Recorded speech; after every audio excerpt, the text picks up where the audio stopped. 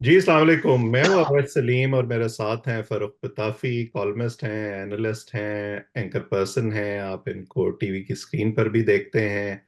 इनके तजिया आप मेरे चैनल पर भी देखते रहे हैं। आज बड़े अरसे के बाद मैंने इनको दोबारा जहमत दी है और आप इनसे सियासी सूरत हाल पर तो बात करेंगे, क्योंकि इतना अरसा जो मैं भी स्क्रीन से ऑफ रहा हूँ, इस दौरान में बहुत कुछ हुआ और अब आगे के अंदाजे भी लगाए जा रहे हैं। उस पर इनका टेक लेना बड़ा ज़रूरी है। तो कताफी साहब, आपका बहुत शुक्रिया वक्त देने के लिए। Thank you. बहुत बहुत शुक्रिया जी। इससे पहले कि हम जो ऑन ग्राउंड सिचुएशन है और स्पेसिफिक्स हैं उस पर आए, जब आखिरी दफा मैंने आपसे गुफ्तगू की थी तो आपने एक बड़ी इंटरेस्टिंग बात की थी। आपने ये कहा था कि मैं हर दफा जिसको भी वोट देता हूं उसको जो हम्म, है वो हुकूमत में रहने नहीं दिया जाता, उसको चलता कर दिया जाता है किसी न किसी वजह से। तो मैं बड़ा हम्म। इंटरेस्टेड हूं ये जानने में कि इस दफा आपने किसको वोट दिया है, ताकि हम उसके मुस्तकबिल के बारे में कुछ अंदाजा लगा सकें। अच्छा, बहुत बहुत शुक्रिया जनाब अवैध साहब। Thank you very much for the opportunity. पहली बात तो ये है कि अगर आपको पूरी बात याद हो तो मैंने कहा था कि जब भी मैं जिसको वोट देता हूँ वो हुकूमत में आ जाता है, और हाँ। उसके बाद जो है ना, हर दफा कोई और उतारता है उनको। हम्म। मुझे नहीं कहा जाता कि आप उतारे। तो इस बिल्कुल। दफा से आइंदा के लिए मैं कभी वोट नहीं डालूंगा। हम्म। ठीक है। तो ये मैंने आपको कहा था। और इस बिल्कुल। दफा अल्हम्दुलिल्लाह बेगम को मैं ले गया इलेक्शन के दिन। उन्होंने वोट डालना था और जिनको उन्होंने वोट डाला उन्हीं की हुकूमत बनी, लेकिन मैंने वोट नहीं डाला जी। मैं हम्म। बाहर बैठा रह गया और मैं घर वापस आ गया, उसके बाद स्टूडियो चला गया। हम्म। और फिर मेरे ख्याल में कोई 12-14 घंटे में स्टूडियो में रहा। हम्म। अच्छा, ये वैसे बड़ा अच्छा सेगवे है। जो मैंने भी ऑन ग्राउंड जो कुछ देखा, मतलब मैं इलेक्शन से काफी पहले पाकिस्तान चला गया था, एक डेढ़ महीना पहले मैं पाकिस्तान में था। और अमूमी तौर पर ये जिस मायूसी का आपने इजहार किया है, यही तकरीबन लोगों में नजर आती थी। एक जोश था लोगों में, खास तौर पर पीटीआई के हामियों में। वो वोट देना चाहते थे, लेकिन उसके बावजूद लोग ये कहते थे कि नहीं, आपको पता है वोट से फर्क तो कोई पड़ता नहीं है, फैसले तो कहीं और हुए हुए हैं।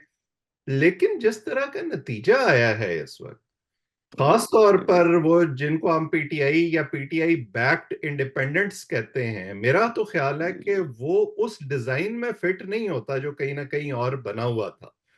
तो मेरी जी। जाती राय में तो शायद लोगों का कॉन्फिडेंस रिस्टोर हुआ है उसके बाद, कि नहीं, हम अगर वोट डालें, बड़ी तादाद में बाहर निकलें, तो हम उस मंसूबे में कहीं ना कहीं डेंट डाल सकते हैं। क्या ख्याल है आपका? अच्छा, अब ऐसा मेरे ख्याल में जितनी भी बातें हैं ना कि जी इलेक्शन रिग हुए या इलेक्शन के ऊपर कुछ डिजाइन था, इलेक्शन से पहले कुछ चीजें तो हमें नजर आ रही थी। मिसाल के तौर पे आपने आपने अभी खुद कहा कि उनके सिंबल उनके पास नहीं था। आजाद है ना वो, बिल्कुल। आजाद के तौर पे उन्होंने इलेक्शन लड़ा। इसी तरह से दीगर चीजों के अंदर भी, खास तौर पे ये जो पंजाब के अंदर होता रह गया कि फॉर्म को छीनने की कोशिश होती रह गई, और फिर जो बंदा सेकेंडर होता था उसको पुलिस पकड़ लेती थी या कोशिश करती थी। इस तरह की चीजें हमने सुनी है, पढ़ी हैं रिपोर्ट्स में। मेरे सामने से नहीं गुजरी हैं, लेकिन बहरहाल पर्सनली मतलब मैंने खुद नहीं विटनेस किया, लेकिन कुछ चीजें पता चल रही थी। लेकिन उससे ज्यादा क्या कोई ग्रैंड डिजाइन था? यानी कि इलेक्शन के डे को रिग करने का कोई तरीका ढूंढा गया था? अच्छा, मेरा मानना यह है कि पाकिस्तान के अंदर इलेक्शन को रिग करना प्रैक्टिकली इम्पॉसिबल हो गया है। हम्म। उसकी वजह यह है कि एक ट्रांसपेरेंट बैलेट बॉक्स होता है हम्म। और वो सामने रखा होता है, और आप सारे के सारे जाके उस पर वोट डालते हैं। वो सील्ड होता है, ठीक है। हम्म। और जब वो उसके अंदर सारे के सारे लोगों ने वोट डाल दिया, उस वक्त उनके हर किसी का पोलिंग एजेंट वहां वहाँ मौजूद होता है, बैठे। बिल्कुल। उनकी लाइन ऑफ साइट में होता है। जैसे ही हुआ वो सील तोड़ी गई, इन्होंने सारे इकट्ठे बैठ गए और एक एक वोट को कंटेस्ट किया जाता है। जब इस तरह से होगा तो आप मुझे ये बताएं कि कोई जादू ही हो सकता है ना, कि एक बॉक्स सामने पड़ा हुआ है और ट्रांसपेरेंट है, कोई इनविजिबिलिटी का क्लोक लेके आएगा तो शायद वो कर सके, वरना ना कर सके। तो ये तो नहीं होता। हम्म। प्री प्री पोल रिगिंग जो है, क्या वो पॉसिबल है? ऑफ कोर्स वो पॉसिबल है। अब ग्रैंड डिजाइन में क्या था? ग्रैंड डिजाइन में क्या ये था कि इमरान खान को नहीं आने देना? क्योंकि हमने कहानियां बड़ी सुनी ना हम्म। जी। इमरान नवाज शरीफ को 10 साल के लिए पाकिस्तान का पीएम बनाया जा रहा है, ठीक हम्म। है। अच्छा, दरमियान से कुछ हो जाएगा, एकदम जरदारी साहब जो है वो छा जाएंगे और उनकी पार्टी को बहुत सारे वोट पड़ जाएंगे। फिर एक और जो है वो आईपीपी नाम की एक पार्टी थी, हम्म। और उसका कहा गया कि जी एकदम आईपीपी के गुड्डी चढ़ जाएगी और उसको वोट पड़ जाएगी। अब जो हुआ है वो कमोबेश उसी डेडलॉक को शो करता है जो पिछले पार्लियामेंट में था। अगर आप देखें तो पार्टियों का सिर्फ और सिर्फ जो पार्टियां जाये हुई हैं या खारिज हुई हैं वो छोटी पार्टियां थी। जब पीडीएम का की गवर्नमेंट बनी, पहली गवर्नमेंट, तो उसमें जो है वो 13 जो पार्टीज थी उसके अंदर छोटी छोटी पार्टियों को मिला के हम्म। आपने मेजॉरिटी ली। अब उनको अबॉलिश कर दिया है वोटर ने, और उसका मतलब ये है कि पोलराइज हम बहुत ज्यादा हैं लेकिन डेडलॉक मौजूद है। हम्म। अब डेडलॉक में दो सूबों के अंदर तो हमें क्लियर मैंडेट नजर आया। एक हमें नजर आया खैबर पख्तूनख्वा में, हम्म। जहां पे जब मैंने जाके पूछा तो लोगों ने कहा कि जी हमने हेल्थ कार्ड को वोट डाला है, हमने उन पॉलिसीज को डाला है जो एहसास प्रोग्राम वगैरह की थी। अच्छा, जब सिंध की बात आती है, सिंध में पीपल्स पार्टी को बड़ा क्लियर मैंडेट मिला है। हम्म। वहां हमने जब पूछा तो उन्होंने कहा जी कि इनका जो हेल्थ केयर का सिस्टम है, हम्म। यानी कि इन्होंने हॉस्पिटल्स को, टीचिंग हॉस्पिटल्स पूरे सूबे में फैला दिए हैं, और इन्होंने फ्री इलाज का बड़ा एडवांस वो मेडिकल शुरू किया है काम। तो उसके लिए हमने उनको वोट डाला है। अब रह गया पंजाब। पंजाब पोलराइज था, पंजाब पोलराइज है, पंजाब पोलराइज रहेगा। हम्म। बलूचिस्तान के अंदर वोटर की कोई बुकत ही नहीं है। इसका मतलब ये है कि जो भी चार बंदे जाके वोट डाल देंगे उससे हुकूमत बन जाएगी। आपको याद होगा अब्दुल कद्दूस बेजेंजो साहब जो है वो 2 दफा वो बने, सीएम बने। आपको पता है कि उन्होंने टोटल कितने वोट लिए थे? हम्म। उनके टोटल वोट जो थे वो 500 से 1,500 के दरमियान। बिल्कुल। जब इस तरह से सीएम खुद एमपीए बनने के इलेक्शन में इतने वोट लेगा तो हम्म। आप सोचिए कि उस बेचारे की क्या औकात होगी। ठीक है, हम्म। तो बलूचिस्तान के अंदर तो वो आ गया जो सबको पसंद था, एस्टैब्लिशमेंट को वो पसंद। पीपल्स पार्टी में वो बंदा चला गया, नून का पहले ही वो मिनिस्टर रहा हुआ है, तो इसलिए बलूचिस्तान का भी हो गया। पंजाब, पंजाब के अंदर मुझे और लगता है और कि पंजाब हम कि हम जब बात करेंगे तो हम उसको बैटल ग्राउंड पंजाब कहेंगे। जी जी बिल्कुल एब्सोल्युटली, और आपको नजर आया ना। हम्म। लेकिन मेरे ख्याल में देखें कुछ चीजों में पीटीआई वाले मानते नहीं है, उनसे बड़ी गलतियां हुई। हम्म। मिसाल के तौर पे ये जो सिंबल वाला मामला है, अगर आपने देखा हो कि इलेक्शन कमीशन ने किया क्या। हम्म। इलेक्शन कमीशन पहले गया और अपनी जजमेंट में, वर्डिक्ट में, उसने जाके कोर्ट किया कि जी ये कानून की शिक के मुताबिक, खासतौर पे जो इलेक्शन लॉज हैं, बाय लॉज हैं, उसके हिसाब से आपकी पार्टी का कॉन्स्टिट्यूशन होना जरूरी है हम्म। और उसके हिसाब से जज किया जाएगा। फिर वो गए हैं पीटीआई के अपने कॉन्स्टिट्यूशन में और आगे फरमाते हैं कि ये जो पीटीआई के ये स्टैंडर्ड से, और उसको मीट नहीं किया उसने अपने इलेक्शन में, हम्म। इंटरनल में, तो सिंबल ले लिया उन्होंने। जिस वक्त इनको पता चल गया कि सिंबल गया, अव्वल तो पहले ही इलेक्शन करा लेते, 2.5 साल से वो पीट रहे थे, क्यों आपने उनको मौका दिया ये काम करने का? ठीक है, बिल्कुल ठीक। जैसे ही आपको पता चल गया तो आपको पहला काम ये करना चाहिए था कि आपको उन पॉलिटिकल पार्टी से जिनके साथ आप राब्ते में हैं, हम्म। जिनके साथ आप जम हो सकते हैं, उनसे उनको एक लिस्ट देनी थी कि भैया एक बंदा खड़ा कर दो और इन खवातीन की लिस्ट दे दो। हम्म। ठीक है, सिंपल। बाद में आप आराम से जो है ना, जैसे इलेक्ट हो जाते हैं तो वो लिस्ट आपकी वाली लिस्ट होती आ जाती है और आपको मिल जाती है। पीटीआई ने बहुत सारे ओन गोल्स किए हैं, हम्म। और जब वो करेंगे तो उसका नुकसान आपको नजर आएगा।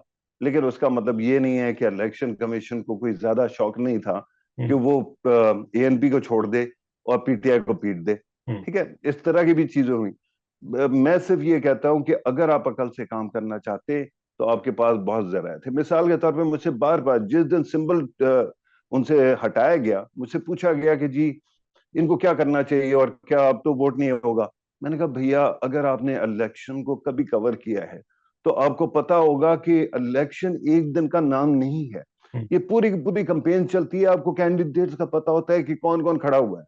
हम्म। अब सिर्फ एक काम करना है पीटीआई ने, अपने ट्विटर हैंडल से, अपने व्हाट्सएप ग्रुप से, अपने जो वो ऐप है उसके जरिए से नशर कर देना है कि कौन सी कंस्टिट्यूंसी में कौन सा साहब खड़े हुए और उसका सिंबल क्या है।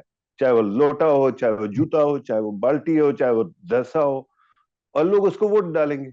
वही हुआ when they actually played smartly। अब ये अचक जई साहब का नाम जो है सदर के लिए लाना, हम्म। ये it was a smart move.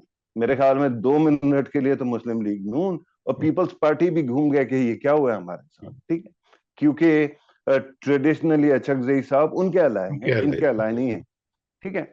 लेकिन इस सारी की सारी चीज में जहां जहां गलती की है ना पीटीआई, उसका भुगत रहे हैं वो।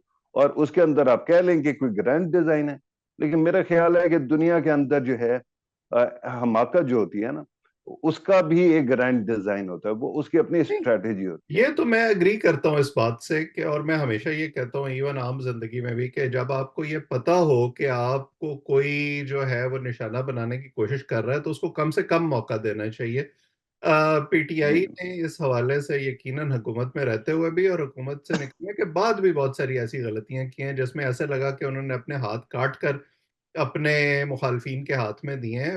ये जो जी 5 हुकूमतों से निकले हैं वही सबसे बड़ा इनका मसला था, जिसको ये अभी तक भुगत रहे हैं इस इलेक्शन में भी। लेकिन मेरा सवाल अभी भी वही है, मैं चाहता हूँ आप उसको टच करें कि ये जो जी कुछ भी हुआ, आपके ख्याल जी। में क्या उसके बाद पीटीआई का वोटर मजीद मायूस हुआ है या इनकरेज हुआ है? मेरा मेरा ये ख्याल है कि पीटीआई का वोटर हो, जिसका भी वोटर हो, हम्म, उसका ईमान ज्यादा ताजा ही हुआ होगा, क्योंकि आपको ये लगा कि पहले, अगर आपको याद हो, आपने वो जो कौन से तूर साहब है जो आजकल कस्टडी में है, इस तरह के दीगर लोगों का सुना होगा, खासतौर पे वीलॉग। उसके अंदर वो कह रहे हैं कि जी बड़ा प्लान बन गया है, पहले लिस्टें और दिखाई जाएंगी टीवी के ऊपर ट्रांसमिशन के अंदर, और उसके अंदर रिजल्ट्स दिखाए जाएंगे कि कौन जीत रहा है, पीटीआई जीत रही है, फिर एकदम चेंज होगा और उसके बाद जो है ना वो हो जाएगा, नून जीतना शुरू हो जाएगी, और उसके अंदर वो खास तौर पे मैनिपुलेट किया जाएगा। अच्छा, क्योंकि मैं स्टूडियो में था और मैं सारा दिन कवर करता रहा नहीं जी, तो मेरे सामने कोई 8 स्क्रीन लगातार चल रही थी, हम्म, और वो बात बिल्कुल गलत हुई साहब, ठीक हम्म, है। इसका मतलब ये है कि जितने लोग कंस्पिरेसी फैलाते हैं, कुछ चीजें हैं जो आपके लिए मेरे लिए डिसर्नेबल है वैसा, हम जो है ना उसको खुद देख सकते हैं और बात कर सकते हैं। लेकिन ये जो है ना कि जी एक कमरा है, उसके अंदर छुपे हुए 4 बंदों ने ये स्ट्रेटेजी बनाई है, और वो एकदम कहीं से निकल के आ जाएगी, और कोई जिन आ जाएंगे या फरिश्ते आ जाएंगे और वो सब कुछ तब्दील कर देंगे। आई डोंट थिंक कि वैसी चीजें हैं। तो पीटीआई वालों को एक एक दो चीजों के ऊपर बड़ा उनका ईमान ताजा होना चाहिए। एक तो ये कि सिस्टम जो है वो फिर भी फंक्शन कर रहा है, और दूसरी बात ये है कि अगर उनको इस बात की भी खुशी होनी चाहिए कि उनके जो वोट्स हैं वो बढ़ गए हैं इस इलेक्शन में, जो कि पिछले इलेक्शन इलेक्शन से ज्यादा में प्रोपोर्शन मोर और लेस वही रहा है। अगर आप देखें ना, हम्म, हंग पार्लियामेंट वो था, हंग पार्लियामेंट ये है। अगर आप पीपल्स पार्टी और नून को मिला लेते थे और छोटी पार्टियों को, तो हुकूमत बन जाती थी, हम्म, लेकिन वो मिले नहीं। इस दफा वो मिल गए। पीटीआई का खैबर पख्तूनख्वा में एक अच्छा कंट्रोल है। पंजाब के अंदर they fight a lot and they come very close. There are times when they actually upstage as well. लेकिन ये कहना कि जी उन्होंने फला कर दिया और ये कर दिया, आई डोंट थिंक सो। अच्छा। तो अब वोटर पीटीआई, का एतमाद बढ़ा। जी जी अब जो पीटीआई इस वक्त केपी में मौजूद है, उनकी हुकूमत बन गई है, और बज़ाहिर अली अमीन गंडापुर का इंतखाब भी इसीलिए किया गया है क्योंकि वो एक एग्रेसिव पॉस्चरिंग करते हैं। जिस किस्म के बयानात उन्होंने अभी तक दिए हैं, ऐसे लगता है कि महाजराई बढ़ेगी। तो आपको लगता है कि केपी को एज ए बेस इस्तेमाल करते हुए, हुकूमत में रहते हुए, पीटीआई फोर्स कर सकती है एस्टैब्लिशमेंट को या मरकजी हुकूमत को, और वो कुछ हासिल कर सकती है जो वो करना चाहते हैं? वैसा ये बात मैंने इलेक्शन से पहले भी कही थी कि ये जो आप सोचते हैं ना कि पॉलिटिकल पावर या एजिटेशन से या किसी की किस्म की कन्फ्रंटेशन से आप रीगेन कर लेंगे अपने स्पेस को, लॉस्ट स्पेस को, तो वो नहीं होने वाला। हम्म, उसकी वजह ये है कि खैबर पख्तूनख्वा ऑफ कोर्स कुछ चीजों में मसला क्रिएट कर सकता है। आईएमएफ के साथ आपका प्रोग्राम होना है, आपने पहले भी देखा था कि जो आपको याद होगा शौकत तरीन साहब का जो खत वाली बात थी आईएमएफ को, और वो सारी सारी कम्प्लिकेशन होती है।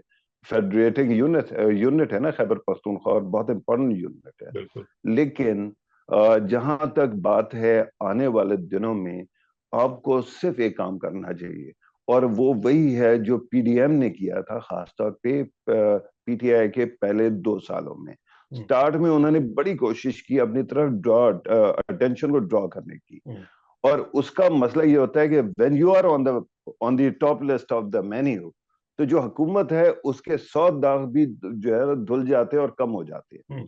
जिस वक्त हमारा सिस्टम है कॉन्फ्लिक्ट पे बना हुआ, हमारे इदारों का स्ट्रक्चरल इशू है कि वो आपस में लड़ाई करते हैं, और अगर वो स्ट्रक्चरल जो लड़ाई है वो होती रहेगी, तो वो उसका एक ही तरीका है कि आप अपने आप को इनविजिबल कर लें, अपने ऊपर अटेंशन लाना बंद कर दें। जो 1.5 साल थे ना पीडीएम के, वही काफी होते पीटीआई के लिए एस्टेब्लिशमेंट के प्यारे बनने के लिए। लेकिन आपने किया क्या?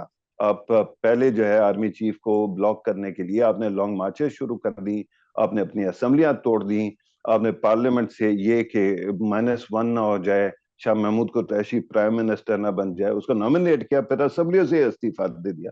वो बेचारा अपने लिए भी वोट नहीं कास्ट कर सका। तो अब इन तमाम चीजों में, और फिर आपने मे 9 कर दिया। जब आप इतनी हेल्प कर रहे हैं अपने दुश्मन की, अपने ओपोनेंट पॉलिटिकल पार्टीज की, तो वो तो फायदा उठाएंगे। इस वक्त पीटीआई के लिए सबसे अच्छी अच्छी स्ट्रेटेजी ये है कि वो 3 साल के लिए सत्तू पी के बैठ जाए। जब तक ये रहेंगे, खामोशी से बैठेंगे, अटेंशन खत्म होगी, उस वक्त तक हुकूमत, देखिए हमारी पॉलिटिकल पार्टीज जब भी हुकूमत में आती है, because they usually don't have homework, तो उनके ओन गोल कमाल होते हैं। वो हर 5 मिनट बाद अपना कोई नुकसान कर लेते हैं। तो why do you want to help them by drawing attention away from them? अब पीटीआई अगर चाहे वो खैबर पख्तूनख्वा में जो कुछ कर ले, कहीं और कुछ कर ले, लेकिन उससे क्या होगा? हेडलाइंस आपके बारे में लगेंगी, उनके बारे में नहीं लगेगी। दी प्रॉब्लम है कि पीटीआई को अटेंशन का बहुत ज्यादा नशा लगा हुआ है। जब तक वो नशा खत्म नहीं। जी सोशल मीडिया जी का वो एक है ना, वो उनको वो एक लगा हुआ है, वो रोज उन्होंने फीड करना होता है कुछ ना कुछ अपने सोशल मीडिया को और अपने फैन क्लब को। ये बात मैं पूरी तरह से एग्री करता हूं कि सियासत जल्दी का काम नहीं है, सियासत बड़ा सब्र जी आजमा काम है। आपको वक्त का इंतजार करना पड़ता है, हालात के अपने हक में होने का इंतजार करना पड़ता है, जो दूसरी जमातों ने करके दिखाया है। चाहे वो जिस जी जी तरीके से मर्जी करें, लेकिन वो अपने वक्त का इंतजार करते हैं। अब जो सूरत हाल, अब आप दूसरी तरफ आ जाएं, आपने मरकजी हुकूमत में शामिल जमातों की भी बात की कि वो भी ज़ाहिर है बहुत सारी ऐसी गलतियां करते रहते हैं। हमने उनकी इश्तराक का जो एक अमली मुजाहरा था वो 16 माह की पीडीएम की हुकूमत में देखा, अब इसको पीडीएम 2 कहा जा रहा है।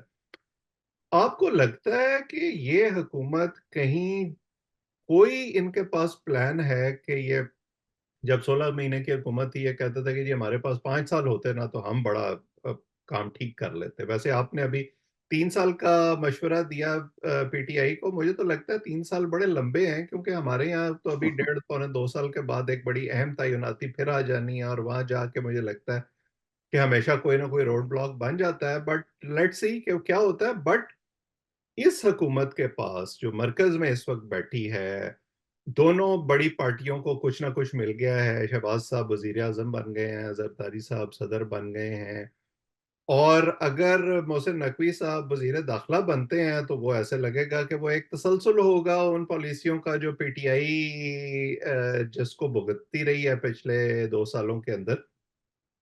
लेकिन इकोनॉमी जो सबसे बड़ा मसला है, शायद ये तो समझ आ गई है मुस्लिम लीग नून को भी और एस्टेब्लिशमेंट को भी, कि वो डार साहब से हल नहीं होती।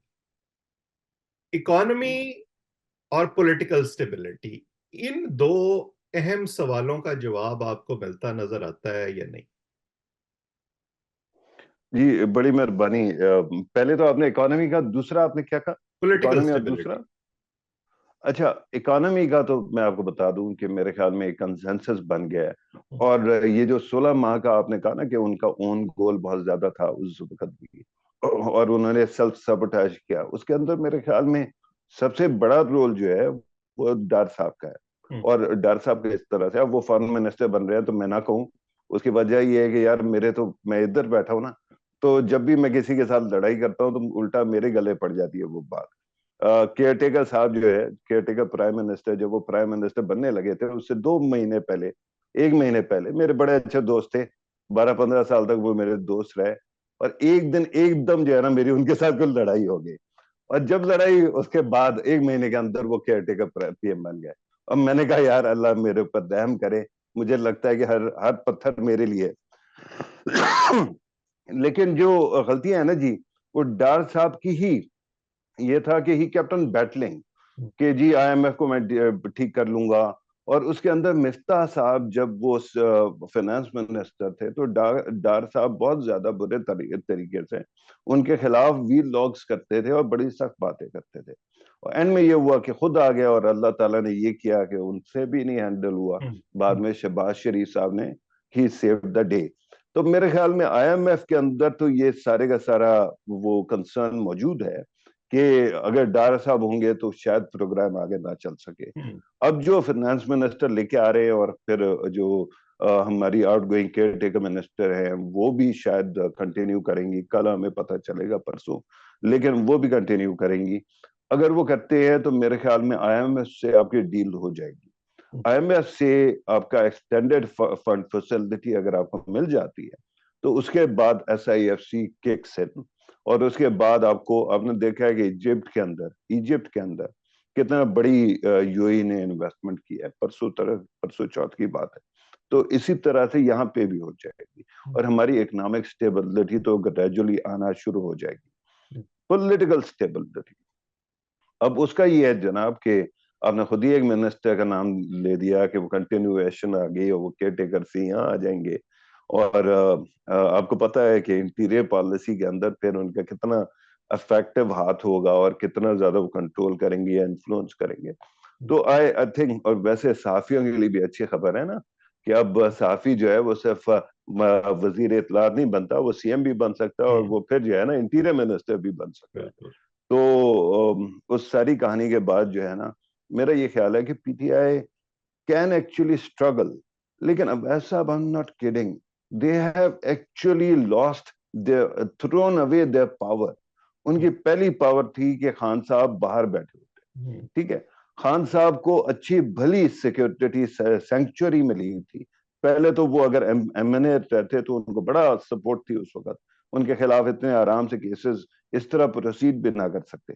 दूसरा ये है कि जब वो पंजाब की गवर्नमेंट और खैबर पख्तूनख्वा की पुलिस उनके घर पे होती थी तो उनको पकड़ना, उनको तंग करना भी बड़ा मुश्किल काम था, ठीक है। लेकिन उन्होंने खुद अपने हाथ से वो असेंबलियां भी तोड़ दी।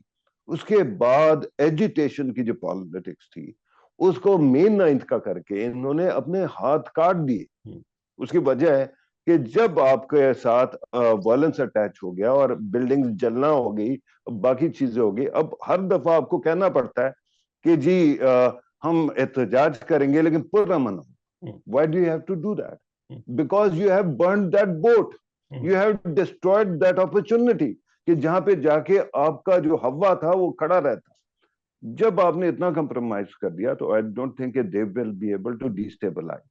हाँ, दो और चीजें करेंगी शायद हमारे उसको इंस्टेबिलिटी ला सकती हैं। एक तो अफगान तालिबान के साथ हमारा रिश्ता क्या होता है।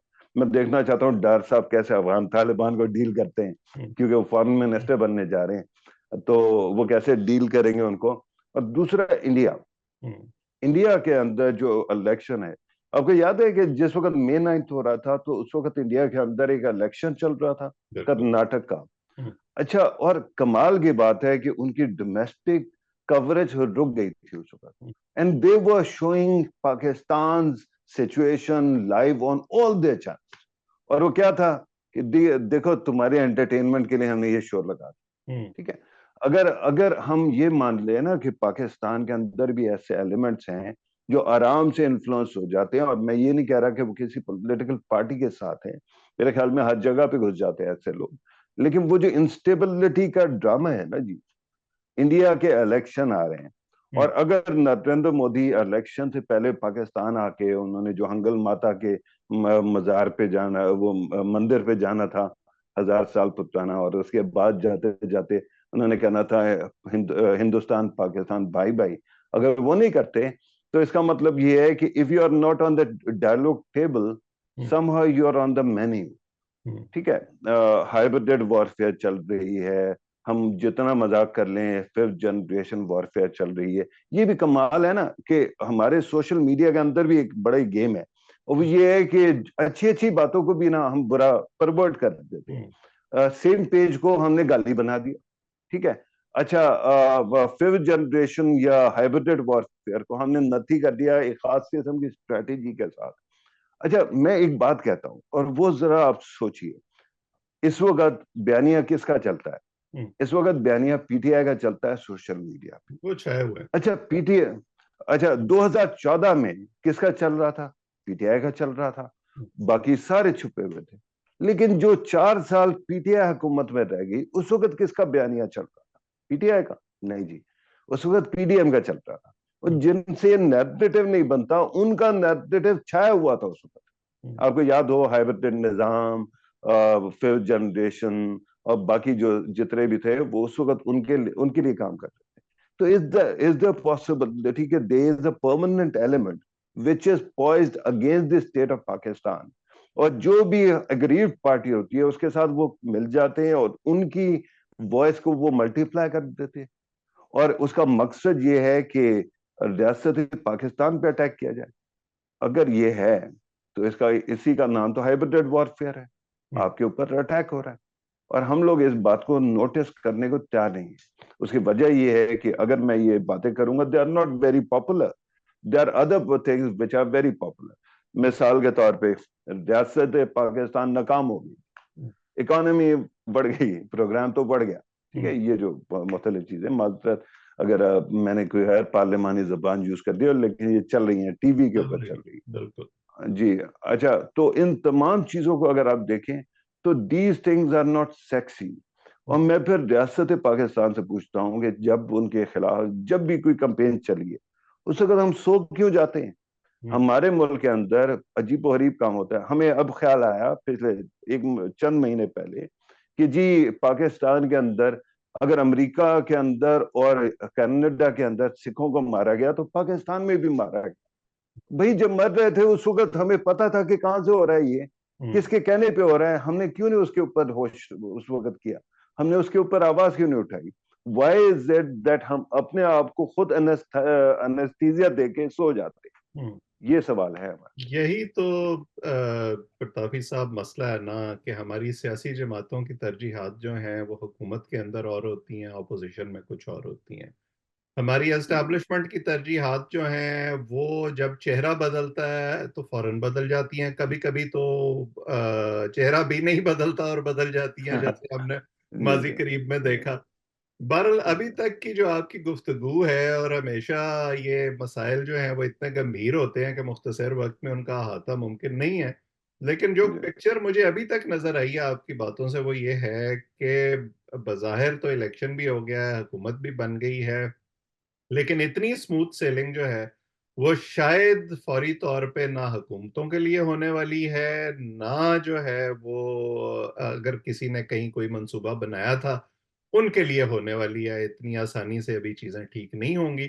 बहरहाल इस पर हम गुफ्तगू का सिलसिला जारी रखेंगे और देखते हैं कि आगे अब जो है वो ये जमातें क्या पॉलिसी बनाती हैं, ये जो सूबों के अंदर हमें महाजराई की एक फजा नजर आ रही है, इसका क्या नतीजा निकलता है, और सबसे बढ़कर ये कि क्या पीटीआई के लिए अदालतों के अंदर या अदालतों के बाहर कोई हालात तब्दील होते हैं या नहीं। इस पर हम बातचीत जारी रखेंगे। पताफी साहब, आज वक्त देने के लिए आपका बहुत शुक्रिया। जो लोग हमें देख रहे हैं वो इस चैनल को थैंक यू। सब्सक्राइब करें ताकि हमारी बातचीत आइंदा भी आप तक पहुंचती रहे। कमेंट सेक्शन में अपनी राय से भी ज़रूर आगाह किया करें। आप सबका बहुत बहुत शुक्रिया।